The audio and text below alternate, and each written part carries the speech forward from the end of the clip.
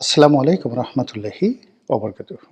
সম্মানিত দর্শক, রাজনীতির অন্যতম একটি হাতিয়ার হলো কে কত কথা বলতে পারেন এবং প্রতিপক্ষের বিরুদ্ধে কথার যে তলোয়ার, কথার ঢাল, কথার যে হাতিয়ার, এটা যারা যত বেশি ব্যবহার করতে পারেন তারাই রাজনীতিতে জয়লাভ করেন।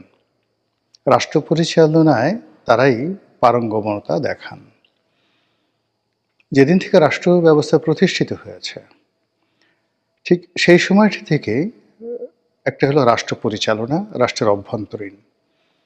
তো রাষ্ট্র পরিচালনা করার জন্য সুশাসন, ন্যায় বিচার ইত্যাদি আরও অনেক কিছু, প্রজাপালন, প্রজারঞ্জন ইত্যাদি বিষয়গুলো জড়িত। আরেকটি হলো প্রতিপক্ষের সঙ্গে যুদ্ধ। তো যুদ্ধের ময়দানে তলোয়ারের যে শক্তি তার কোনো বিকল্প নেই। তলোয়ারের সাথে সাথে কৌশল এবং আরও অনেক কিছু। কিন্তু যুদ্ধ পূর্ববর্তী সময়ে সেটা দেশের অভ্যন্তরীণ যে কোনো বিষয় হোক কিংবা কোনো বিদেশি রাষ্ট্রের সঙ্গে যুদ্ধের বিষয় হোক, সেই যুদ্ধের কার্যকারিতা, যুদ্ধের অনিবার্যতা, যুদ্ধের প্রয়োজনীয়তা এটিকে প্রমাণ করার জন্য মানুষ বাকযুদ্ধ করে, মুখে মুখে কথাবার্তা বলে, প্রচারণা চালায়, অপপ্রচার চালায়, একে অপরকে ছোট করার চেষ্টা করে কিংবা নিজেকে বড় করার চেষ্টা করে। এবং এই যে বাকযুদ্ধ, এই বাকযুদ্ধ বহুকাল ধরে চলছে। এবং অবাক করা ব্যাপার হলো যে আমাদের এই পৃথিবীতে যুদ্ধের বিনিময়ে যত রাজ্য জয় করা হয়েছে বা যুদ্ধের ফলে যত বিনষ্ট হয়েছে তার চেয়ে বেশি ক্ষয়ক্ষতি হয়েছে, অথবা ক্ষেত্র বিশেষে রাজ্য জয় হয়েছে কেবলই মাত্র বাকযুদ্ধের মাধ্যমে। কাজেই কথার উপর দিয়ে এই পৃথিবীতে কোনো শক্তিশালী অস্ত্র নেই আপনার মনে শান্তি দেওয়ার জন্যে অথবা আপনাকে উত্তেজিত করার জন্যে। যে কোনো কথাই যথেষ্ট।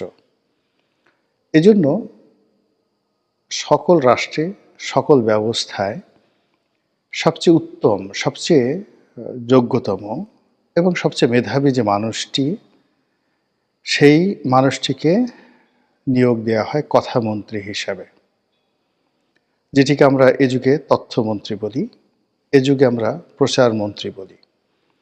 যে সকল রাষ্ট্র, যে সকল দেশ এই তথ্য মন্ত্রণালয়, যোগাযোগ মন্ত্রণালয় বা এই কমিউনিকেশন মিনিস্ট্রি যেটা রয়েছে, এটাকে যত বেশি শক্তিশালী করতে পারে সেই দেশ সব সময়টিতেই পৃথিবীতে নাম্বার ওয়ান ছিল। যেমন ধরুন সম্রাট আকবর।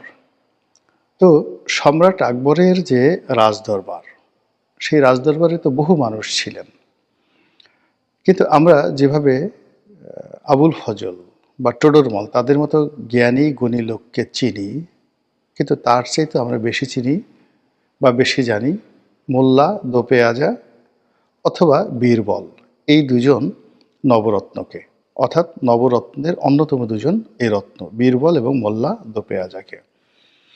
এর কারণ হলো তারা সম্রাট আকবরের যে কর্মগুলো, ভালো কর্মগুলো তারা যেভাবে প্রচার করতেন, আবার সম্রাট আকবরের যে দুর্বলতাগুলো রয়েছে, কুকর্মগুলো রয়েছে, সেইগুলো কথার জাদুমালা দিয়ে এমনভাবে প্রলেপ দিয়ে রাখতেন, যার ফলে আজ এত শত বছর পর সারা পৃথিবী যখন ইতিহাস লিখতে বসে, শুধু ভারতের ইতিহাস নয়, সারা দুনিয়ার ইতিহাস লিখতে বসে, সঙ্গত কারণে সম্রাট আকবর এক নম্বরে চলে আসেন।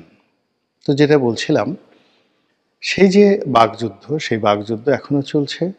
বর্তমান জমানাতে ভারতের বাকযুদ্ধ বনাম বাংলাদেশের বাকযুদ্ধ, এই বাকযুদ্ধের একটি বিষয় নিয়ে আজকে আলোচনা করব।